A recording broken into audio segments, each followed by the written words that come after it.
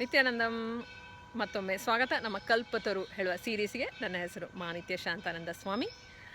ನಿನ್ನೆ ಮಾಡಿದ ವಿಡಿಯೋ ಅಂದರೆ ನಿನ್ನೆ ನಾವು ಹೇಳ್ತಾ ಇದ್ವಿ ಹೇಗೆ ಲಿಸನಿಂಗ್, ಕಿವಿ ಕೊಟ್ಟು ಕೇಳೋದು, ಗಮನ ಕೊಟ್ಟು ಕೇಳೋದರಿಂದ ನಿಮಗೆ ಎಷ್ಟರ ಮಟ್ಟಿಗೆ ನಿಮ್ಮ ಜೀವನದಲ್ಲಿ ಯೂಸ್ ಆಗುತ್ತೆ. ಬಿಸ್ನೆಸ್ನಲ್ಲಿ ಆಗಿರಲಿ, ಜಾಬ್ನಲ್ಲೇ ಆಗಿರಲಿ, ರಿಲೇಷನ್ಶಿಪ್ಸ್ನಲ್ಲೇ ಆಗಿರಲಿ, ಸಂಬಂಧಗಳಲ್ಲೇ ಆಗಿರಲಿ, ಅಥವಾ ಸ್ಟಡೀಸ್ನಲ್ಲೇ ಆಗಿರಲಿ, ಏನೇ ವಿಷಯದಲ್ಲಿಯೂ ನೀವು ಸಕ್ಸಸ್ಫುಲ್ ಆಗಬೇಕು ಅಂತ ಹೇಳಿದ್ರೆ ಮೊದಲನೆಯ ವಿಷಯ ನೀವು ಮಾಡಬೇಕಾಗಿರೋದು ಲಿಸನಿಂಗ್, ಕಿವಿ ಕೊಟ್ಟು ಗಮನ ಕೊಟ್ಟು ಕೇಳುವ ಅಭ್ಯಾಸ ಮಾಡಬೇಕಾಗಿರೋದು. ಇಮಿಡಿಯೇಟಾಗಿ ನೀವು ಪೂರ್ಣತ್ವದ ನೆಲೆಗೆ ಬರ್ತೀರಾ. ಯಾವಾಗ ನಾವು ಕಿವಿ ಕೊಟ್ಟು ಕೇಳೋ ಅಭ್ಯಾಸ ಮಾಡ್ತೀವೋ ಇಮಿಡಿಯೇಟಾಗಿ ಪೂರ್ಣತ್ವದ ನೆಲೆಗೆ ಬರ್ತೀವಿ. ಅದ್ರ ಬಗ್ಗೆ ಇನ್ನೊಂದು ವಿಡಿಯೋನಲ್ಲಿ ಮಾತಾಡ್ತೀನಿ ನಾನು. ಬಟ್ ಇವತ್ತು ಯಾರೋ ಒಬ್ಬರು ಪ್ರಶ್ನೆ ಕೇಳಿದರು, ಸುಧಾಕರ್ ಅಂತ ಹೇಳುವರು ಬೆಂಗಳೂರಿಂದ. ಸೊ ನಿಮ್ಮ ಪ್ರಶ್ನೆಗೆ ಸುಧಾಕರ್, ಬಿಸ್ನೆಸ್ಸಲ್ಲಿ ಹೇಗೆ ಸಕ್ಸಸ್ಫುಲ್ ಆಗೋದು, ಎಸ್ಪೆಷಲಿ ಮಾರ್ಕೆಟಿಂಗ್ನಲ್ಲಿ ಹೇಗೆ ಸಕ್ಸಸ್ಫುಲ್ ಆಗೋದು ಈ ಲಿಸನಿಂಗ್ ಹೇಳುವ ಅಭ್ಯಾಸವನ್ನು ನಾವು ಮಾಡಿಕೊಂಡ್ರೆ. ಸೊ ಉದಾಹರಣೆ ಕೊಟ್ಟೆ ನಾನು ಮಾತಾಡ್ತೀನಿ. ಸ್ವಾಮೀಜಿಯವರ ಒಬ್ಬರು ಶಿಷ್ಯರಿದ್ದಾರೆ. ಅವರು ಸ್ವಾಮೀಜಿಯವರ ಕಾರ್ಯಕ್ರಮ ಅಟೆಂಡ್ ಆದರು. ಕಲ್ಪತರು ಪ್ರೋಗ್ರಾಮ್ ಅಂತ ಒಂದು ದಿನದ ಕಾರ್ಯಕ್ರಮ ಇದೆ. ಸೊ ಅವರು ಕಾರ್ಯಕ್ರಮ ಅಟೆಂಡ್ ಆಗೋಕ್ಕಿಂತ ಮುಂಚೆ ಅವರ ಕೆಲಸ ಏನು ಅಂತ ಹೇಳಿದ್ರೆ, ಅವರ ಬಿಸ್ನೆಸ್ ಏನು ಅಂತ ಹೇಳಿದ್ರೆ ಟೀ ಮಾರೋದು. ರೋಡ್ ಸೈಡ್ನಲ್ಲಿ ಗಾಡಿನಲ್ಲಿ ಟೀ ಮಾರ್ತಾರಲ್ವಾ, ಆ ಕೆಲಸ ಅವರದು. ಸೊ ಅವರು ಬಂದರು, ಕಲ್ಪತರು ಪ್ರೋಗ್ರಾಮ್ ಅಟೆಂಡ್ ಆದರು. ಅವರ ಲಿಸನಿಂಗ್ ಅಂದರೆ ಕಿವಿ ಕೊಟ್ಟು ಕೇಳುವ ಅಂದರೆ ಅಷ್ಟು ಇಂಟ್ರೆಸ್ಟ್ ಇತ್ತು ಅವರಿಗೆ. ನಾನು ಏನಾದರೂ ಮಾಡಿ ಸಾಧಿಸಬೇಕು, ಏನಾದರೂ ಮಾಡಿ ನಾನು ಸಾಧಿಸ್ತೀನಿ, ನನ್ನ ಜೀವನದಲ್ಲಿ ನಾನು ಸಕ್ಸಸ್ಫುಲ್ ಆಗಬೇಕು ಹೇಳುವ ಆ ಉತ್ಸಾಹ ಜೀವನದಲ್ಲಿ ಇತ್ತು ಅವರಲ್ಲಿ. ಸೊ ಆ ಕ್ಲಾಸನ್ನು ಅವರು ಕಂಪ್ಲೀಟಾಗಿ ಅಬ್ಸಾರ್ಬ್ ಮಾಡಿದ್ರು. ಅವರ ಮೈಂಡನ್ನು ಓಪನ್ನಾಗಿ ಇಟ್ಕೊಂಡ್ರು. ಏನು ಕಲಿಸ್ತಾ ಇದ್ದಾರೆ ನೋಡೋಣ, ಅದನ್ನೆಲ್ಲ ಕಲಿತು ನಾನು ಉಪಯೋಗಿಸ್ತೀನಿ, ಜೀವನದಲ್ಲಿ ಯೂಸ್ ಆಗುತ್ತೆ ನನಗೆ ಹೇಳುವ ಆ ಒಂದು ನಿರ್ಧಾರವನ್ನು ತಗೊಂಡೇ ಅವ್ರು ಬಂದಿದ್ದು. ಸೊ ಸ್ವಾಮೀಜಿಯವರು ಯಾವಾಗಲೂ ಹೇಳ್ತಾರೆ, ಉತ್ಸಾಹದಲ್ಲಿ ಬಾಳಿ, ಜೀವನವನ್ನು ಉತ್ಸಾಹದಲ್ಲಿ ಬಾಳಿ. ಏನೇ ಬಿಸ್ನೆಸ್ ಮಾಡ್ತಾಯಿದ್ರು ಯಾವಾಗಲೂ ಖುಷಿನಲ್ಲಿ, ಉತ್ಸಾಹದಲ್ಲಿ, ಏನೇ ಫೇಸ್ ಮಾಡ್ತಾಯಿದ್ರು ಉತ್ಸಾಹದಲ್ಲಿ ಬಾಳಿ ಅಂತ ಹೇಳ್ತಾರೆ. ಸೊ ಇವರು ಅದನ್ನು ಎಷ್ಟರ ಮಟ್ಟಿಗೆ ಸೀರಿಯಸ್ ಆಗಿ ತಗೊಂಡ್ರು ಅಂತ ಹೇಳಿದರೆ, ಟೀ ಮಾರ್ತಾಯಿದ್ರು ಅಲ್ವಾ, ಅವರ ಯೋಚನೆಯಲ್ಲಿ ಬದಲಾವಣೆ ಬಂತು. ಫಸ್ಟ್ ಅವರ ಯೋಚನೆಯನ್ನೇ ಬದಲಾಯಿಸಿದರು ಅವರು. ಸ್ವಾಮೀಜಿಯವರ ಎಲ್ಲ ಕ್ಲಾಸ್ಗಳು ಯಾವಾಗಲೂ ಟ್ರಾನ್ಸ್ಫಾರ್ಮೇಷನಲ್ ಕ್ಲಾಸಸ್. ಸೊ ಅವರ ಯೋಚನೆಯಲ್ಲೇ ಬದಲಾವಣೆಯನ್ನು ತಂದರು ಅವರು. ಸೊ ಏನು ಮಾಡೋಕ್ಕೆ ಶುರು ಮಾಡಿದ್ರು ಅಂದರೆ, ಉತ್ಸಾಹದಲ್ಲಿ ಬಾಳಿ ಅಂತ ಹೇಳಿದ್ದಾರೆ ಸ್ವಾಮೀಜಿಯವರು. ನಾನು ನನ್ನ ಕೆಲಸವನ್ನು ಉತ್ಸಾಹದಲ್ಲಿ ಮಾಡ್ತೀನಿ ಅಂತ ಹೇಳಿ ಅವರು ಟೀ ಮಾರ್ತಾ ಇದ್ದಿದ್ದು. ಅವರ ಟೀ ಮಾರುವ ಸ್ಟೈಲ್ ಹೆಂಗೆ ಆಯಿತು ಅಂತ ಹೇಳಿದ್ರೆ, ಇವಾಗ ಅವರು ರೋಡ್ ಸೈಡ್ನಲ್ಲಿ ಮುಂಚೆ ಎಲ್ಲ ಒಂದು ಬೋರ್ಡ್ ಹಾಕಿ ಟೀ ಸ್ಟಾಲ್ ಅಂತ ಹೇಳಿಬಿಟ್ಟು ಅವರು ಮಾರ್ತಾ ಇದ್ದಿದ್ದು. ಬಟ್ ಇವಾಗ ಅವರು ಆ್ಯಕ್ಟಿವ್ ಆಗಿ ಇನ್ವಾಲ್ವ್ ಆಗೋಕ್ಕೆ ಶುರು ಮಾಡಿದ್ರು ಲೈಫ್ನಲ್ಲಿ. ಅಂದರೆ ಹರಿತಾ ಇದೆ ಲೈಫ್ ಮುಂದ್ಗಡೆ, ನಮ್ಮ ಮುಂದ್ಗಡೆ ಜನ ಹೋಗ್ತಾ ಇರ್ತಾರೆ, ಬರ್ತಾ ಇರ್ತಾರೆ, ಅವ್ರ ಜೊತೆ ಎಲ್ಲ ಇನ್ವಾಲ್ವ್ ಆಗೋಕ್ಕೆ ಶುರು ಆದರು. ನೋಡಿ, ಟೀ ರುಚಿಯಾದ ಟೀ ಯಾರಿಗೆ ಬೇಕು ಟೀ ಅಂತ ಹೇಳಿ ನೋಡಿ ರುಚಿ ನೋಡಿ ಚೆನ್ನಾಗಿದೆ ತಗೊಳ್ಳಿ ಅಂತ ಹೇಳಿ ಇನ್ವಾಲ್ವ್ ಆಗೋಕ್ಕೆ ಶುರು ಮಾಡಿದರು ಜನರ ಜೀವನದಲ್ಲಿ. ಸೊ ಆವಾಗ ಜನರು ಇಂಟ್ರೆಸ್ಟ್ ತಗೊಂಡ್ರು.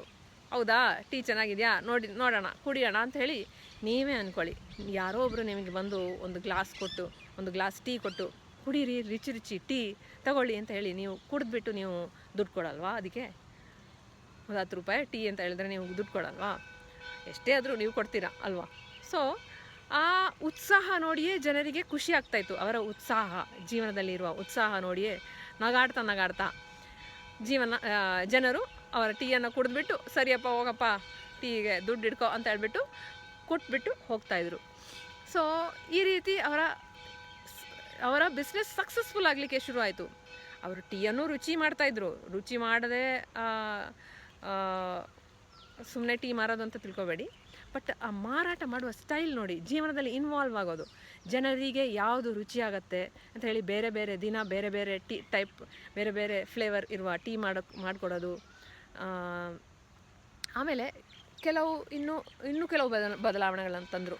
ಇಲ್ಲಿ ಬೇಡ, ನಾನು ಇನ್ನೊಂದು ಕಡೆ ಆಫೀಸ್ ಇರುವ ಕಡೆ ಹೋಗಿ ನಾನು ಬಿಸ್ನೆಸ್ ಮಾಡ್ತೀನಿ ಅಂತ ಹೇಳ್ಬಿಟ್ಟು ಕೆಲವು ಕಾರ್ಪೊರೇಟ್ ಆಫೀಸಸ್ ಇರುವ ಸ್ಥಳಕ್ಕೆ ಹೋಗಿ ಆ ರೋಡ್ನಲ್ಲಿ ಅವರ ಟೀಯನ್ನು ಮಾರಕ್ಕೆ ಶುರು ಮಾಡಿದರು. ಅದೇ ಸ್ಟೈಲ್ನಲ್ಲಿ, ಬನ್ನಿರಿ ಕುಡೀರಿ ಟೀ ಕುಡೀರಿ ಅಂತ ಹೇಳಿ.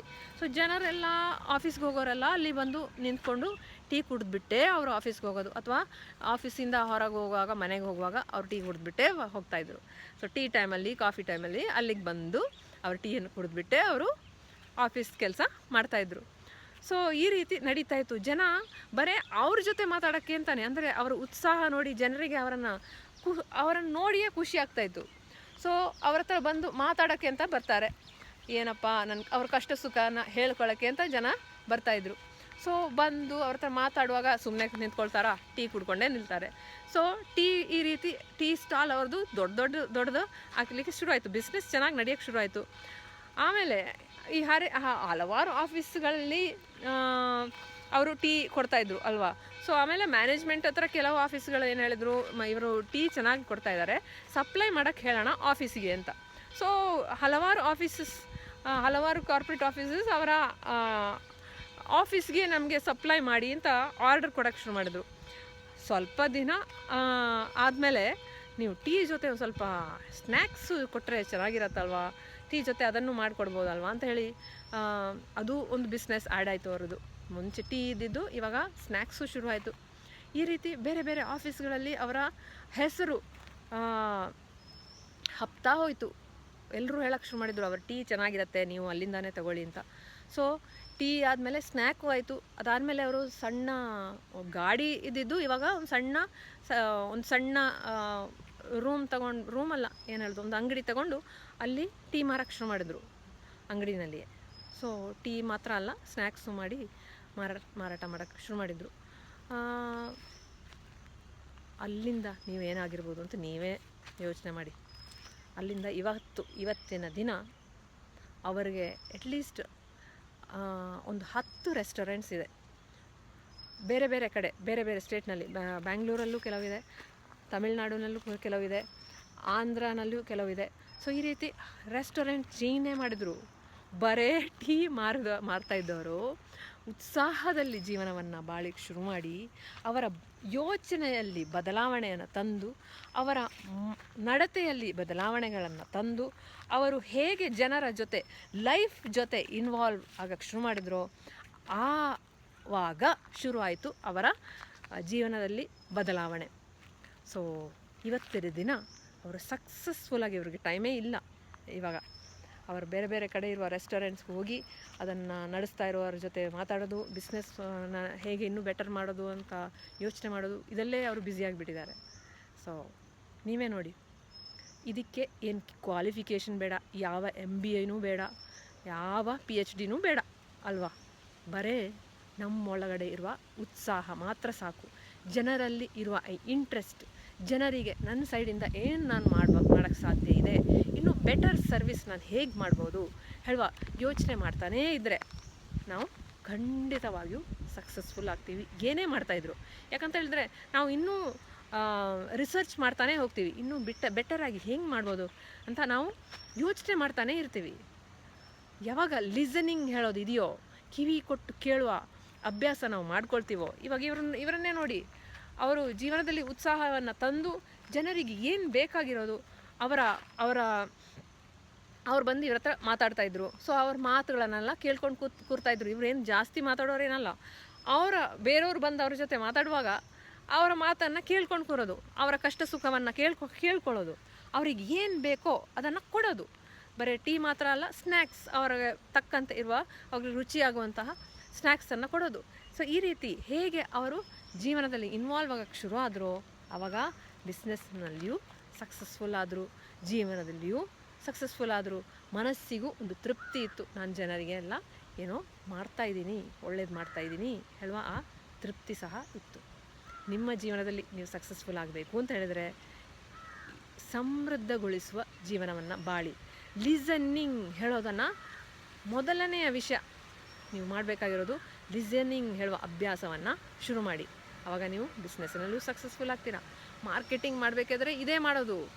ಇವಾಗ ನಾವು ಮಾರ್ಕೆಟಿಂಗ್ ಮಾಡಬೇಕು ಅಂತ ಹೇಳಿದ್ರೆ ಜನರಿಗೆ ಏನು ಬೇಕು, ಅವರು ಬಾಯಲ್ಲಿ ಹೇಳೋದು ಮಾತ್ರ ಅಲ್ಲ, ಅವರು ಹಿಂದ್ಗಡೆ ಏನು ಹೇಳ್ತಾ ಇದ್ದಾರೆ ಹೇಳೋದ್ರ ಬಗ್ಗೆನೂ ನಾವು ಯೋಚನೆ ಮಾಡಬೇಕಲ್ವಾ. ಸೊ ಅವರಿಗೆ ಏನು ಅವರ ಅವಶ್ಯಕತೆ ಇರೋದು ಅವರ ಜೀವನದಲ್ಲಿ. ಇವಾಗ ಉದಾಹರಣೆಗೆ ಈ ಸೆಲ್ ಫೋನ್ ಫಸ್ಟ್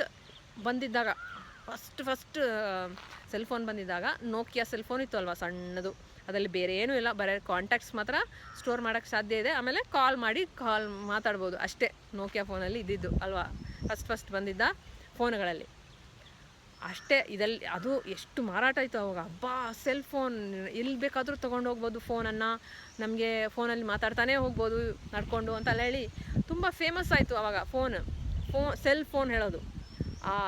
ಆ ಫೋನಿನ ಕಂಪನಿಯವರು ಬಹಳ ಶ್ರೀಮಂತರಾಗಿರ್ಬೋದು, ಸುಮಾರು ಫೋನ್ ಮಾರಾಟ ಮಾಡಿರ್ಬೋದು, ಶ್ರೀಮಂತರಾಗಿರ್ಬೋದು. ಇಷ್ಟೇ ಸಾಕಪ್ಪ, ಇನ್ನೇನು ಮಾಡಬೇಕಾಗಿಲ್ಲ ಅಂತ ಅವ್ರು ಕೂತ್ಕೋಬೋದಿತ್ತು ಅಲ್ವಾ. ಅವ್ರು ಹಂಗೆ ಕೂತ್ಕೊಳ್ಳಿಲ್ಲ. ಇನ್ನೂ ಏನು ನಾನು ಇಂಪ್ರೂವ್ ಮಾಡ್ಬೋದು, ಇನ್ನೂ ಬೆಟರ್ ಸರ್ವಿಸ್ ಹೆಂಗೆ ನೀಡ್ಬೋದು ಜನರಿಗೆ ಏನು ಬೇಕಾಗಿದೆ, ಜನರ ನೀಡ್ ಏನು, ರಿಕ್ವೈರ್ಮೆಂಟ್ ಏನು ಹೇಳೋ ಬಗ್ಗೆ ಅವರು ಆಳವಾಗಿ ಲಿಸನಿಂಗಿಂದ ಅವ್ರಿಗೆ ಗೊತ್ತಾಗಿದ್ದು ಅಲ್ವಾ. ಜನರಿಗೆ ಏನು ಬೇಕು, ಜನರಿಗೆ ಇನ್ನು ಏನು ಸರ್ವಿಸ್ ನೀಡ್ಬೋದು ಹೇಳುವ ಆ ಇಂಟ್ರೆಸ್ಟ್ ಬರೋದು ಯಾವಾಗ ಹೇಳಿ, ಆ ಲಿಸನಿಂಗ್, ಕಿವಿ ಕೊಟ್ಟು ಕೇಳುವ ಅಭ್ಯಾಸ ಇದ್ದಾಗ ಮಾತ್ರ ಸಾಧ್ಯ. ಸೊ ನಿಮ್ಮ ಜೀವನದಲ್ಲಿ ನೀವು ಸಕ್ಸಸ್ಫುಲ್ ಆಗಬೇಕು ಅಂತ ಹೇಳಿದ್ರೆ ಇವತ್ತಿನಿಂದಾನೇ ನೀವು ಈ ಲಿಸನಿಂಗ್ ಹೇಳುವ ಅಭ್ಯಾಸವನ್ನು ಮಾಡ್ಕೊಳ್ಳಿ. ಇದರಿಂದ ನಮಗೆ ತಾಳ್ಮೆನೂ ಬರುತ್ತೆ. ಆ್ಯಕ್ಚುಲಿ ಜನರು ಯಾವ ನೆಲೆಯಲ್ಲಿ ಬಾಳ್ತಾ ಇದ್ದಾರೆ ಹೇಳೋ ಬಗ್ಗೆ ನಮಗೆ ಅರ್ಥ ಆಗತ್ತೆ. ಆ ಪೇಷನ್ಸು ಬರುತ್ತೆ, ತಾಳ್ಮೆನೂ ಬರುತ್ತೆ. ಅಬ್ಬಾ ಏನೋ ಕಷ್ಟ ಬರ್ತಾ ಇದ್ದಾರೆ ಅಂತ ಹೇಳುವ ಆ ಅರ್ಥ ಮಾಡಿಕೊಳ್ಳುವ ನೆಲೆನೂ ಸಿಗತ್ತೆ ನಮ್ಮಲ್ಲಿ. ಸೊ ಮನಸ್ಸಿಗೆ ನೆಮ್ಮದಿ ಬೇಕು ಅಂತ ಹೇಳಿದರೆ ಲಿಸನಿಂಗ್ ಹೇಳುವ ಅಭ್ಯಾಸವನ್ನು ಮಾಡ್ಕೊಳ್ಳಿ, ಖಂಡಿತವಾಗಿಯೂ ಸಕ್ಸಸ್ಫುಲ್ ಆಗ್ತೀರಾ. ಬೇರೆ ಏನಾದರೂ ಪ್ರಶ್ನೆ ಇದೆ ಅಂತ ಹೇಳಿದ್ರೆ ಕೇಳ್ಕೊಳ್ಳಿ. ಕೆಳಗಡೆ ಇರುವ ಕಮೆಂಟ್ಸ್ ಸೆಕ್ಷನಲ್ಲಿ ನಿಮ್ಮ ಪ್ರಶ್ನೆಗಳನ್ನು ಕೇಳ್ಕೊಬೋದು ಅಥವಾ ಕಾಲ್ ಮಾಡ್ಬೋದು 8970975882 ಹೇಳುವ ನಂಬರ್ಗೆ. ಮುಂದಿನ ವಿಡಿಯೋ ತನಕ ನಿಮ್ಮೆಲ್ಲರಿಗೂ ನಿತ್ಯಾನಂದಂ.